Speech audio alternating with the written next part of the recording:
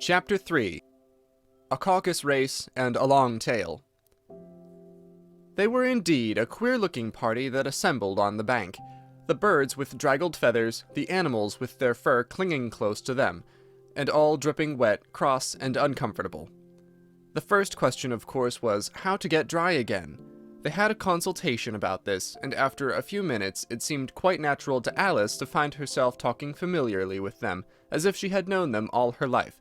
Indeed, she had quite a long argument with the Lorry, who at last turned sulky and would only say, "I'm older than you, and must know better."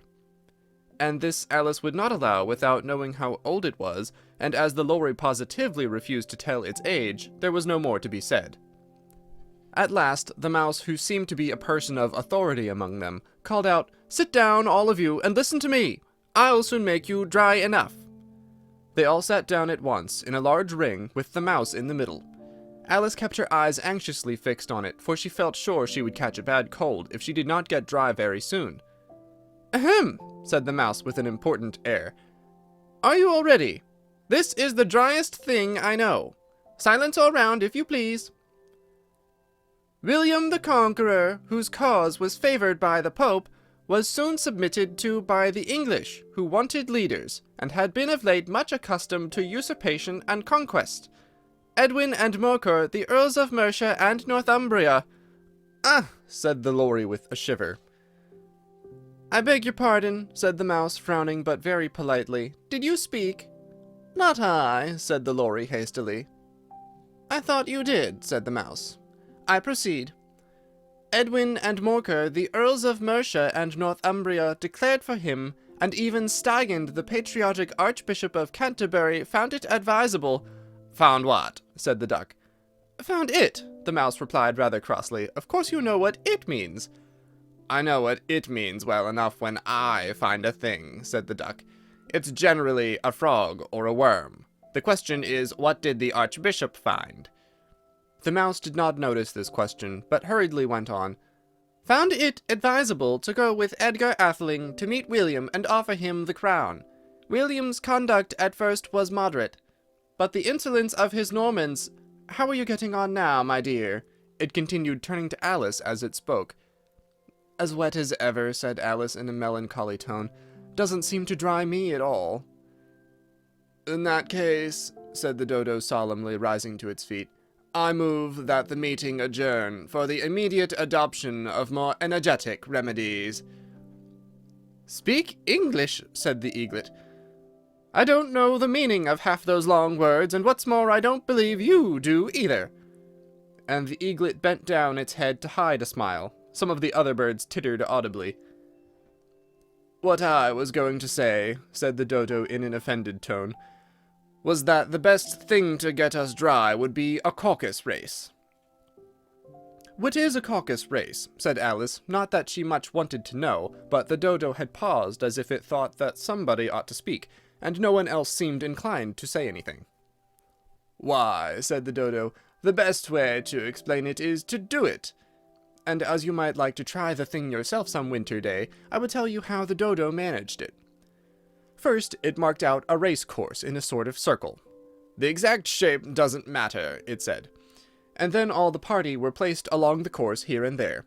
There was no 1, 2, 3, and away, but they began running when they liked, and left off when they liked, so that it was not easy to know when the race was over. However, when they had been running half an hour or so, and were quite dry again, the dodo suddenly called, 'The race is over!' and they all crowded round it, panting and asking, 'But who has won?' This question the dodo could not answer without a great deal of thought, and it stood for a long time with one finger pressed upon its forehead, the position in which you usually see Shakespeare in the pictures of him, while the rest waited in silence. At last the dodo said, 'Everybody has won, and all must have prizes.' 'But who is to give the prizes?' quite a chorus of voices asked. 'Why, she, of course,' said the dodo, pointing to Alice with one finger, and the whole party at once crowded round her, calling out in a confused way, 'Prizes! Prizes!' Alice had no idea what to do, and in despair she put her hand in her pocket and pulled out a box of comfits. Luckily the salt water had not got into it, and handed them round as prizes.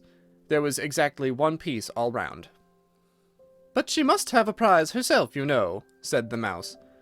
"Of course," the dodo replied very gravely. "What else have you got in your pocket?" it went on, turning to Alice.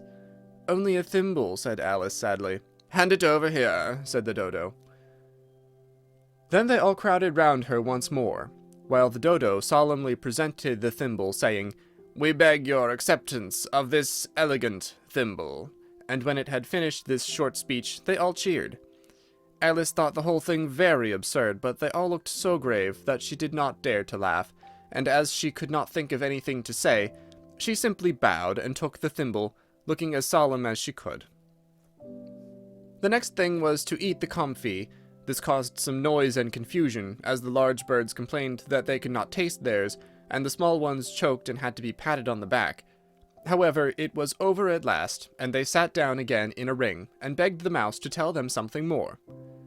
"You promised to tell me your history, you know," said Alice, "and why it is you hate C and D," she added in a whisper, half afraid that it would be offended again. "Mine is a long and sad tale," said the mouse, turning to Alice and sighing. "It is a long tale, certainly," said Alice, looking down with wonder at the mouse's tail. "But why do you call it sad?" And she kept on puzzling about it while the mouse was speaking, so that her idea of the tale was something like this. "Fury said to a mouse that he met in the house, 'Let us both go to law. I will prosecute you.' 'Come, I'll take no denial, we must have the trial, for really this morning I've nothing to do.' Said the mouse to the cur, 'Such a trial, dear sir, with no jury or judge, would be wasting our breath.' 'I'll be judge, I'll be jury,' said cunning old Fury. 'I'll try the whole cause, and condemn you to death.'" "You're not attending," said the mouse to Alice severely. "What are you thinking of?" "I beg your pardon," said Alice very humbly. "You had got to the 5th bend, I think." "I had not!" cried the mouse angrily. "A knot?" said Alice, always ready to make herself useful, and looking anxiously about her. "Oh, do let me help to undo it." "I shall do nothing of the sort," said the mouse, getting up and walking away. "You insult me by talking such nonsense." "I didn't mean it," pleaded poor Alice, "but you're so easily offended, you know." The mouse only growled in reply. "Please come back and finish your story," Alice called after it, and the others all joined in chorus. "Yes, please do!" But the mouse only shook its head impatiently and walked a little quicker. "What a pity it wouldn't stay," sighed the lory, as soon as it was quite out of sight, and an old crab took the opportunity of saying to her daughter, "Ah, my dear, let this be a lesson to you, never to lose your temper." "Hold your tongue, ma," said the young crab a little snappishly. "You're enough to try the patience of an oyster."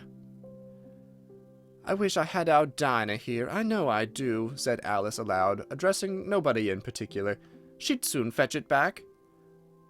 "And who is Dinah, if I might venture to ask the question?" said the lory.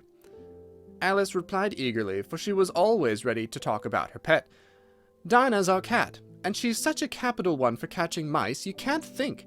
And oh, I wish you could see her after the birds. Why, she'll eat a little bird as soon as look at it." This speech caused a remarkable sensation among the party. Some of the birds hurried off at once. One old magpie began wrapping itself up very carefully, remarking, "I really must be getting home. The night air doesn't suit my throat." And a canary called out in a trembling voice to its children, "Come away, my dears. It's a high time you were all in bed." On various pretexts, they all moved off, and Alice was soon left alone. "I wish I hadn't mentioned Dinah," she said to herself in a melancholy tone. "Nobody seems to like her down here, and I'm sure she's the best cat in the world. Oh, my dear Dinah, I wonder if I shall ever see you any more." And here poor Alice began to cry again, for she felt very lonely and low-spirited. In a little while, however, she again heard a little pattering of footsteps in the distance, and she looked up eagerly, half hoping that the mouse had changed his mind, and was coming back to finish his story. End of Chapter 3.